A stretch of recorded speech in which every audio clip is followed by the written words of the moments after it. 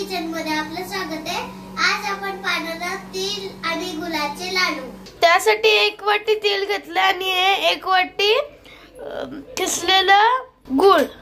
आता तीळ भाजून घेऊया आपण।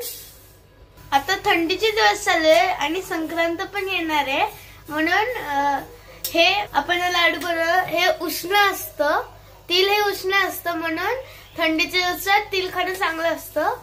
हे भाजून झाले, आपल्याला काढून घेऊया। याकडे पण थोडंसं तूप घालून घेऊया। आता तुपामध्ये थोडंसं आता या कढईमध्ये थोडंसं डिंकाला तळून घ्यायचंय। आता आपण हे डिंक तळून घ्यायला लागलोय। हे झालं, आपल्याला काढून घ्यायचंय। हे तीळ मिक्सरच्या भांड्यामध्ये घालून घेतले। आता याच्यात खिसलेलं गुळ घालून घ्यायचंय। ह्याला पण वाटायचं एकसाथ। हे झालं, ह्याला जास्त पण वाटून घेतलेलं नाहीये।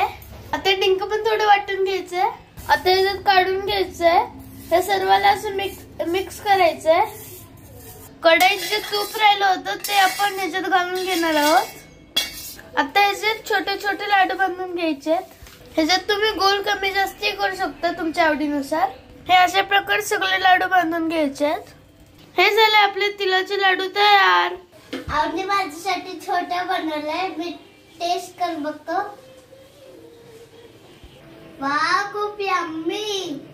तुम्हाला जर आमची रेसिपी आवडली असेल तर लाईक, शेअर, सबस्क्राइब आणि बेल बटन दाबायला विसरू नका।